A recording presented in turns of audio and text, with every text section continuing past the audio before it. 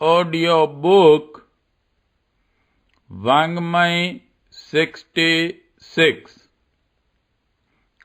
युग निर्माण योजना दर्शन स्वरूप व कार्यक्रम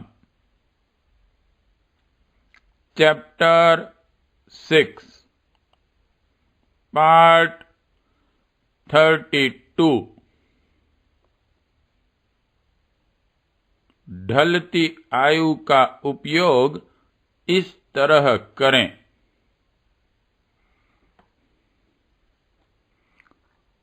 भारतीय परंपरा के अनुरूप मानव जीवन 4 भागों में विभक्त है। इस विभाजन को 4 आश्रम कहते हैं। मनुष्य की यदि 100 वर्ष पूर्ण आयु मानी जाए तो इसमें से 25 वर्ष ब्रह्मचर्य, विद्याध्ययन और शरीर पुष्टि के लिए, 25 वर्ष पारिवारिक उत्तरदायित्वों को निभाने के लिए, 25 वर्ष परिवार को स्वावलंबी सुसंस्कृत बनाने की देखभाल रखते हुए आत्म विकास एवं लोक मंगल की संयुक्त साधना के लिए, तथा अंतिम 25 वर्ष घर परिवार की मोह ममता से छुटकारा पाकर परिभ्रमण करते हुए विश्व मानव के लिए, परमात्मा के लिए अपना पूर्णतया समर्पण करने के लिए हैं। इन 4 अवधि विभाजन को 4 आश्रम, ब्रह्मचर्याश्रम, गृहस्थाश्रम, वानप्रस्थाश्रम और संन्यस्त आश्रम कहते हैं। यह ऐसा संतुलित विभाजन है कि जब तक उसे क्रियान्वित किया जाता रहा, यह देश संसार वासियों की दृष्टि में स्वर्ग और इस देश का नागरिक देवता की तरह आदर्श एवं अभिनंदनीय माना जाता रहा। जीवन का यह विभाजन क्रम प्राचीन काल की तरह आज भी आवश्यक एवं उपयोगी है। यह सभी जानते हैं कि जीवन का आरंभिक चौथाई भाग शारीरिक और मानसिक विकास के लिए है। संयम, व्यायाम, विद्याध्ययन, अनुशासन आदि सत्प्रवृत्तियों में निरत रहकर ब्रह्मचारी वर्ग भावी जीवन की आधारशिला सुदृढ़ करता है। जिसने यह मूल्यवान समय उच्छृंखलता में गंवा दिया, वह शेष सारा जीवन रोते कलपते ही गुजारेगा। युवावस्था उपार्जन, उत्पादन, अभिवर्धन एवं स्थिरता उत्पन्न करने के लिए हैं। जो विवाह करना आवश्यक समझते हों और उसके लिए अपने को सुयोग्य समर्थ मानते हों, वे ऐसा कर सकते हैं। अन्यथा माता पिता, भाई बहन तथा समाज के अन्य दुर्बल परिस्थिति वालों की सहायता करने में उस आयु को नियोजित किया जा सकता है। विवाह उचित तो है पर अनिवार्य नहीं। गृहस्थ जीवन का अर्थ विवाह नहीं, वरन पारिवारिक सुव्यवस्था के लिए अपना कर्तव्य एवं अनुदान प्रस्तुत करना है। ब्रह्मचर्य की अवधि में जो शक्तियां प्राप्त की थी, उनका उपयोग अपनी तथा दूसरों की परिवार संस्था के विकास में किस तरह किया जा सकता है, यही गृहस्थ जीवन की साधना है। व्यक्तिगत जीवन की दृष्टि से यह आधा जीवन अपने व्यक्तित्व और परिवार के लिए नियोजित है। यों उसमें भी जीवनोद्देश्य की पूर्ति के लिए समय समय पर बहुत कुछ करते रहा जा सकता है। इसके उपरांत वानप्रस्थ की स्थिति आती है। उसमें समर्थ और वयस्क बच्चों को स्वावलंबी बनाना चाहिए। बूढ़े लोग अपना ही आधिपत्य नियंत्रण घर परिवार पर बनाए रहें तो बच्चे अनुभव विहीन और अनुत्तरदायी बने रहेंगे और बूढ़ों के न रहने पर भारी कठिनाई अनुभव करेंगे। नवयुवकों में जोश तो बहुत होता है, पर अनुभव के अभाव में वे अक्सर भूल करते रहते हैं।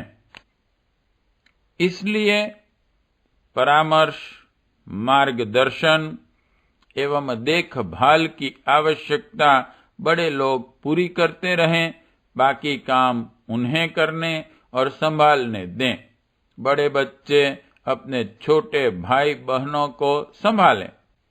इस प्रकार व्यवस्था बना देने पर जो समय और मस्तिष्क बचे, उसे अपनी आध्यात्मिक समर्थता बढ़ाने के लिए साधना, स्वाध्याय, संयम और सेवा में लगाना चाहिए। यही पूर्णता के लक्ष्य की प्राप्ति की दिशा में आगे बढ़ने की तैयारी है। ब्रह्मचर्य अवधि में लौकिक जीवन की प्रगति एवं स्थिरता के लिए तैयारी की गई थी। वानप्रस्थ में आध्यात्मिक जीवन की परमात्मा विश्व मानव की सेवा साधना करने के लिए अग्रसर होते हैं। यह अति महत्वपूर्ण समय है। इसमें बच्चे भी सुयोग्य बनते हैं, अपनी आंतरिक प्रगति का भी अवसर मिलता है और उस अवधि में लोक मंगल के वे महत्वपूर्ण कार्य बन पड़ते हैं जिनके ऊपर किसी समाज या राष्ट्र की वास्तविक प्रगति निर्भर रहती है। जीवन का लक्ष्य पूर्णता प्राप्त करना है। अपूर्णताएं, मानवीय दुर्बलताएं, आत्मनिरीक्षण, आत्मशोधन, आत्मसुधार एवं आत्म विकास के 4 आधारों पर अवलंबित हैं। चिंतन और मनन के द्वारा आत्मनिरीक्षण और आत्म समीक्षा अपनी दोष दुर्गुणों को प्रकाश में लाती है। आत्म सुधार के लिए शरीरगत बुरी आदतों और मनोगत दुष्प्रवृत्तियों से संघर्ष करके पुराने क्रम में आमूल चूल परिवर्तन करना पड़ता है। तपश्चर्या इसे ही कहते हैं। तप साधना का यही उद्देश्य है। यह वनवास की तरह घर में रहकर भी की जा सकती है। वानप्रस्थ इसी प्रयोजन के लिए है। लोक मंगल में सेवा संदर्भ में संलग्न रहने से आत्म विकास होता है। जिस स्वार्थ परता के साथ हम अपने निजी प्रयोजनों में अब तक लगे रहें, उसी तत्परता के साथ लोक मंगल और परमार्थ प्रयोजन में रस लेने लगें तो समझना चाहिए कि आत्म विकास की प्रक्रिया चल पड़ी। अपने पन की परिधि से निकलकर विश्व मानव की सेवा में अपने समय, मन तथा धन को नियोजित करना होता है। वानप्रस्थ साधना का यही क्रम है और भारतीय परंपरा के अनुरूप हमारा ढलता जीवन 50 से 75 तक की आयु इसी में नियोजित होनी चाहिए।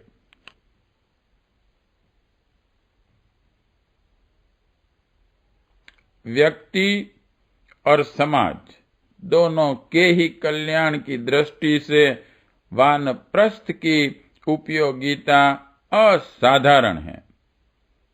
इससे समय रहते बड़े बच्चे सुयोग्य बन जाते हैं और अपने पारिवारिक उत्तरदायित्व को समझने निभाने लगते हैं।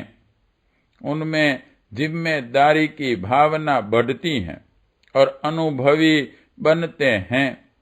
यह व्यावहारिक प्रशिक्षण युवा बालकों को न मिले और वे देर तक परावलंबी बने रहें तो आगे चलकर उन्हें उत्तरदायित्व संभालने निभाने में बड़ी कठिनाई पड़ती है।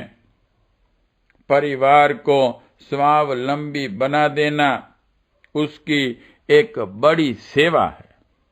उसमें छोटे बच्चे भी अपने जिम्मेदारी अनुभव करने लगते हैं और वे बिगड़ते नहीं। उपरोक्त प्रकार की व्यवस्था बनाकर ढलती आयु के हर व्यक्ति को स्वाध्याय, उपासना और आत्मशोधन की तपश्चर्या के लिए समय निकालना चाहिए और लोक मंगल की साधना में नियमित रूप से कम 4 घंटा समय देना चाहिए।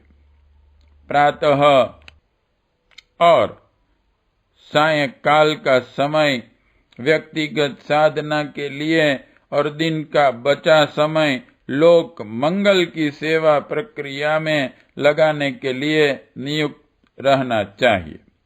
कहना न होगा कि समय की आवश्यकता को देखते हुए आज की सबसे बड़ी लोक सेवा विचार परिवर्तन की दृष्टि से किए गए प्रयत्नों पर ही निर्भर हैं।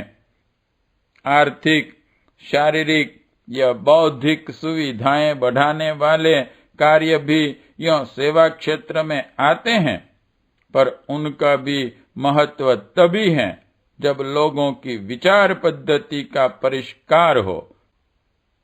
अन्यथा अगणित सुख सुविधाएं रहते हुए भी दुखी बना रहेगा। सुखों की मूल प्रवृत्ति उच्च विचारणा ही है। समाज में विचारशीलता, विवेकशीलता और सद्भावना बढ़ सके, ऐसे लोक सेवा के कार्यों को हाथ में लेना वानप्रस्थ साधना का अविच्छिन्न अंग है। इस साधना को करते हुए आत्म कल्याण, पूर्णता की प्राप्ति और ईश्वरीय प्रकाश की उपलब्धि का पूरा लाभ एवं आनंद उठाया जा सकता है। सत्कर्मों से ही शुभ संस्कार बनते हैं और वे ही हमारी प्रधान आध्यात्मिक पूंजी हैं। सद्भावना, अभिवर्धन की लोक सेवा उसी प्रयोजन की पूर्ति करते हैं। वानप्रस्थ में साधु, ब्राह्मण जैसे लोक मानस को परिष्कृत करने की सेवा साधना करनी होती है। जब तक वानप्रस्थ प्रणाली जीवित रही, देश को लाखों लोक सेवी, अनुभवी और सुयोग्य कार्यकर्ता निःशुल्क मिलते रहें। उनके द्वारा ज्ञान कल्याण के असंख्य प्रयोजन पूरे किए जाते रहें और अपना देश सुसंपन्न, समर्थ एवं सुसंस्कृत बना रहा। लोग स्वार्थी और संकीर्ण बनकर ढलती आयु को भी घर परिवार के लिए ही व्यय करने लगे तो लोक मंगल के लिए उच्च भावना संपन्न लोक सेवियों का मिलना बंद हो गया। व्यवसायी लोगों के हाथ सार्वजनिक क्षेत्र चला गया और समाज की भारी हानि हुई। देश के भावनात्मक अधः पतन का एक बहुत बड़ा कारण वानप्रस्थ परंपरा का लोप हो जाना ही है। समय की मांग है कि 50 वर्ष से अधिक आयु का हर व्यक्ति भले ही घर में रहें, पर आत्मनिर्माण और आत्म विकास की आध्यात्मिक प्रक्रिया में संलग्न होकर अपने और समाज के कल्याण का महत्वपूर्ण प्रयोजन करने में संलग्न हो।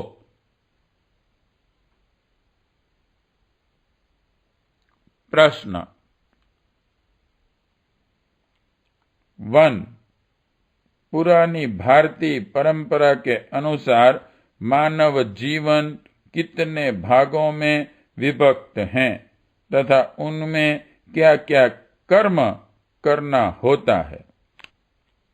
2. जब तक पुरानी भारतीय परंपरा के अनुरूप जीवन निर्वाह करते रहें, हमें क्या लाभ होता रहा। 3. जीवन का प्रारंभिक चौथाई भाग क्या कहलाता है, इसका क्या महत्व है। 4. गृहस्थाश्रम के बारे में लिखिए। 5. वानप्रस्थ में मनुष्य घर के लिए क्या काम करता रहता है। 6. वानप्रस्थ में मनुष्य समाज के लिए किस प्रकार लाभदायक होता था। 8. वानप्रस्थ परंपरा के लोप हो जाने से हमारे भारतीय समाज को क्या हानियां उठानी पड़ी हैं। 9. आपके विचार में इन चारों आश्रमों में अधिक महत्वपूर्ण आश्रम इंटू ब्रैकेट समाज के लिए कौन सा है तथा क्यों।